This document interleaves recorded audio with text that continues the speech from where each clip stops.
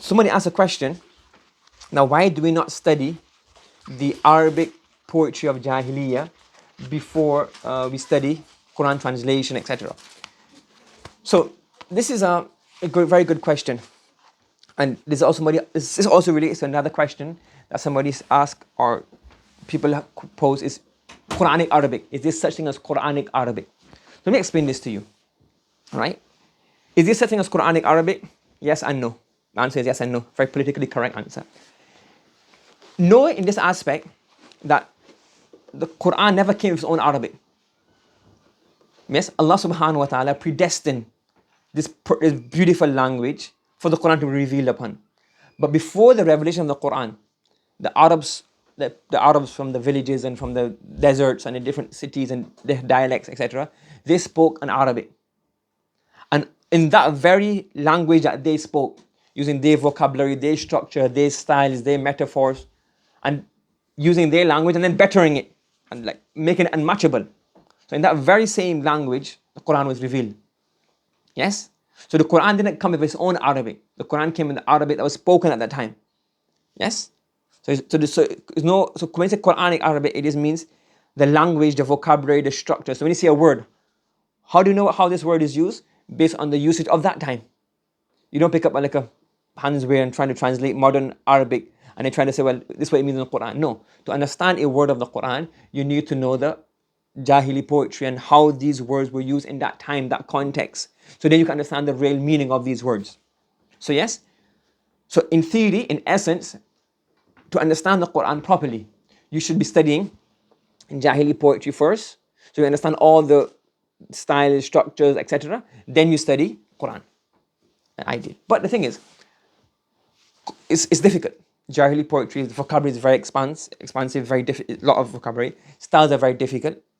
So what happens is what usually happens, right? Even in Darul Ulooms and even in the part-time courses, there's two ways of doing it. For example, even when you study Nahu, when I say to you, okay, something called Mubtada and the Khabar. Mubtada is marfu, Khabar is marfu. So no, I don't believe you. Give me evidence from the Jahili poetry.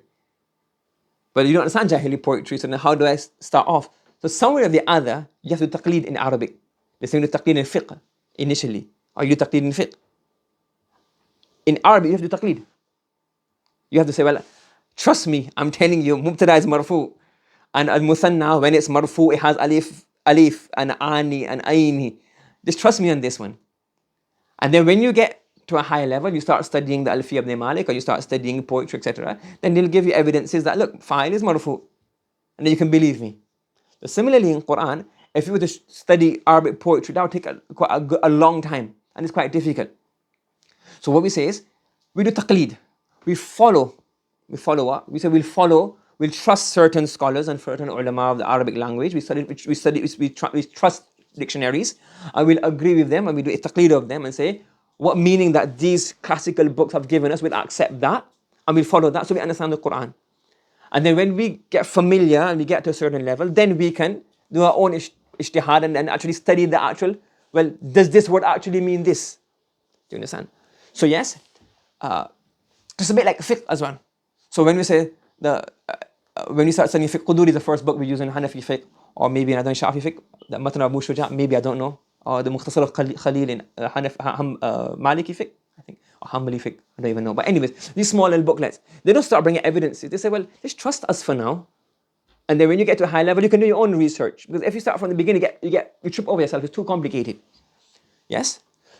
So when people say Quranic, so when people say you want to study Quranic Arabic, they don't mean this, like, what they mean is, I don't want to study spoken Arabic. I believe you. I don't need to have evidences to say the word aslama means this.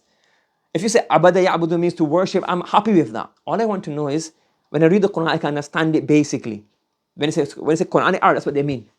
It doesn't mean, so those who say there's nothing as Quranic Arabic, and that's not true. That's right as well, but that's very high level thinking, which a lot of people don't understand. So when they say there's no such thing as Quranic Arabic, it means what I just said previously. And those who are offering Quran Arabic courses, or those who are saying, I want to learn Quran Arabic, meaning, I'm not interested in spoken Arabic. I'm not interested in classical Arabic. I don't need to know all these.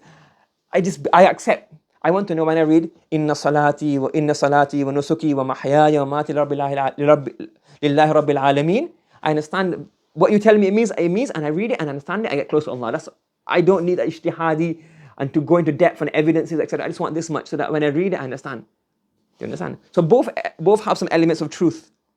There is no such thing as Quranic Arabic, but there's also Quran Arabic. And when those who offer Quran Arabic courses, those who say, I want to study Quranic Arabic, they mean this. I just want to do, I accept you, Maulana, I accept you, Shaykh. If you say this word means this, and I trust you enough that you won't lie to me. You won't say, Ya'budu means yakfuru, to disbelieve. I trust you that you won't lie to me. And I'll base that you are trusted scholars. And then the higher level is then you actually understand, you do research, and you understand the remits of the word, how the words is used, etc., etc. So it's something a bit confusion there. Those who have said there's no Quran Arabic, they're on a very, very high level. So don't misunderstand what they're trying to say and get the clarification between